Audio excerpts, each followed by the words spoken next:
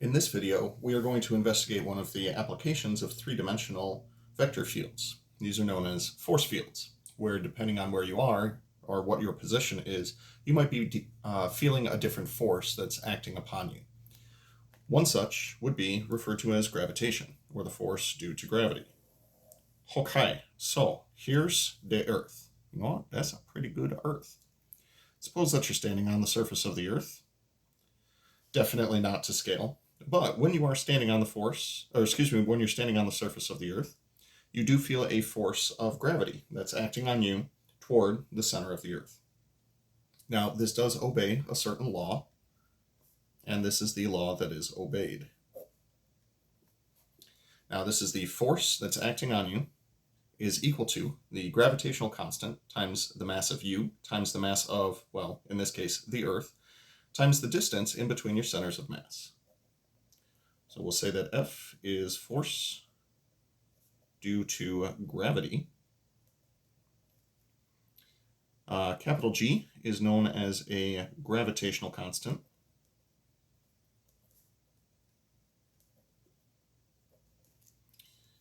We'll say that M is the mass of, we'll just stick with the Earth in this case, but it really does apply to any other planet or celestial body that can maintain its own force field.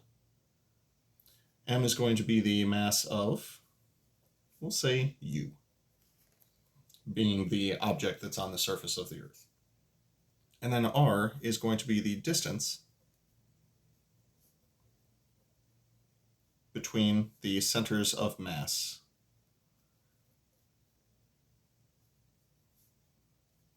of you and the Earth, or whatever celestial body you happen to be standing on. Now, what this means for us is that if there's a significant increase in the distance between the centers of mass, it means that there's going to be considerably less force due to gravity. So let's consider, for example, a rocket ship that we have in orbit. Here is, of course, a very accurate depiction of what a rocket ship looks like. You'll notice that the distance between the center of mass of this rocket ship and the center of the Earth is considerably larger than that up here. As such, the force that you're going to see is going to be considerably diminished. And the farther away from the Earth you get, the smaller the forces you're going to see. Whereas when you are closer to the Earth, you are going to see larger force vectors. Now, with those things in mind, suppose that we're modeling your position relative to the Earth as a vector. Let's refer to it as x. That is going to be your position relative to the Earth.